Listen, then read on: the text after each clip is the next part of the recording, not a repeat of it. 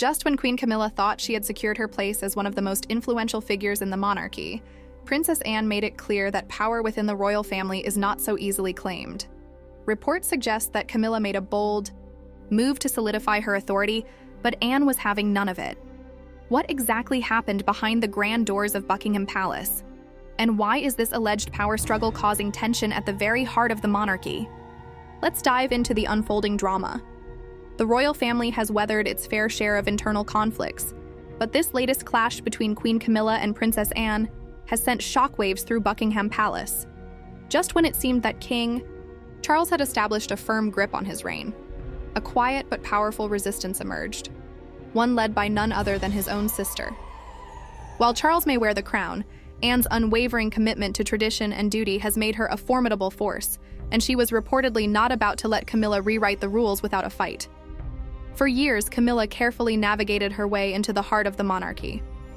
Initially met with public skepticism due to her long and controversial relationship with Charles, she gradually earned a level of acceptance. Yet sources claim that her ambitions have extended beyond simply being a supportive royal consort. She wanted real influence. And when Charles ascended the throne, her wish to be recognized as queen consort was granted. But this was where the tension with Anne truly began.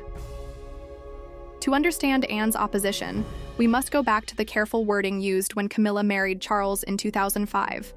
At the time, the palace insisted that she would be known as princess consort, rather than queen, a deliberate attempt to acknowledge the complicated public sentiment surrounding her. However, as the years passed, whispers began circulating that Camilla had no intention of sticking to that arrangement. When Queen Elizabeth II gave her blessing for Camilla to be called queen consort, Anne reportedly saw it as a breach of the original understanding. Unlike many members of the royal family, Anne has never sought popularity or power for its own sake. She has always been a steadfast believer in tradition, protocol, and the core values that define the monarchy. Sources say that she viewed Camilla's upgraded title as more than just a symbolic change. It was a sign that Camilla was positioning herself to exert more influence over royal affairs. And that, Anne was determined to prevent. Anne's resistance reportedly intensified when Camilla began making strategic moves to assert herself in palace operations. Some sources claim that Camilla aimed to take a more hands-on role in key decisions, perhaps even seeking influence over appointments and policies related to the monarchy's public engagements. This was a step too far for Anne, who saw it as an overreach. She believed that the queen consort's role should be one of support, not leadership, and she took swift action to ensure Camilla's influence remained in check. Insiders reveal that Anne leveraged her deep-rooted connections within the royal household to block certain initiatives Camilla was trying to push forward.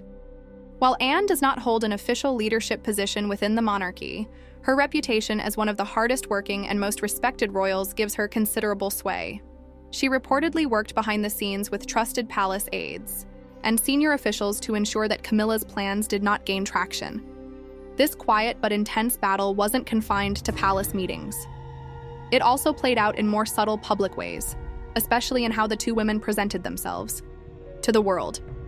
Anne has long been known for her no-nonsense approach to royal life. She rewears decades-old outfits, attends hundreds of engagements a year, and prioritizes duty above all else. Camilla, on the other hand, has embraced a more polished and high-profile image, favoring designer fashion and carefully curated public appearances. Some royal insiders claim that Anne viewed this as another example of Camilla prioritizing image over service, a stark contrast to the values Anne has upheld for decades. But the tension between them wasn't just about appearances, it extended to the very core of how the monarchy should operate. Anne believes that every working royal should pull their weight equally, without seeking special privileges. Camilla, while undoubtedly dedicated in her own way, has taken a more selective approach to her royal duties, focusing on fewer but high-profile causes. This, sources claim, became another sticking point between the two women. Anne reportedly felt that Camilla was not carrying her fair share of the workload, and that her role within the monarchy should remain limited rather than expanding. The most dramatic moment in this power struggle, however, came when it was revealed that Anne allegedly took steps to restrict Camilla's access to critical royal information. When a queen consort is expected to be a key figure in the monarchy, she typically has access to state briefings, confidential documents, and high-level discussions about royal and government affairs.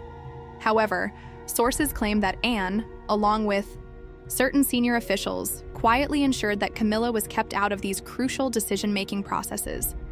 This wasn't just about denying Camilla paperwork, it was about limiting her influence. Without full access to these high-level affairs, Camilla's role would be more symbolic than substantive. While she would still appear at royal events and fulfill ceremonial duties, her ability to shape decisions from behind the scenes would be severely constrained. Anne's reported reasoning was clear. Camilla had not been born into the royal family, had not been raised in the traditions of monarchy, and had not spent a lifetime preparing for this responsibility. In Anne's eyes, that made her unqualified to wield significant influence. Understandably, this led to significant tension behind palace doors. Reports suggest that Camilla was furious when she discovered she was being left out of important briefings and meetings.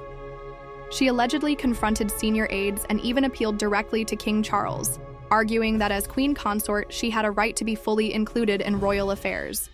Charles, caught between his wife and his sister, was reportedly torn. He had spent decades fighting for Camilla's place in the monarchy, yet he also deeply trusted Anne's judgment when it came to matters of royal duty. A compromise was eventually reached, but not without its complications. While Camilla was granted access to certain briefings, her influence within the inner workings of the monarchy remained carefully managed. Anne continued to ensure that major strategic decisions were handled by those with deep-rooted royal experience, those she believed had the monarchy's best interests at heart. And while Camilla may hold the title of queen, it is clear that Anne remains one of the monarchy's most powerful gatekeepers. The question now is, what does this mean for the future? Will Camilla find a way to strengthen her position, or will Anne's resistance keep her influence in check? And what role will King Charles ultimately play in managing this growing power struggle within his own family? One thing is certain, this is far from over. What do you think? Was Princess Anne right to push back against Camilla's growing influence? Or should Queen Camilla have full access to the responsibilities that come with her title? Let us know in the comments, and don't forget to like, subscribe, and check out our next video for more royal drama.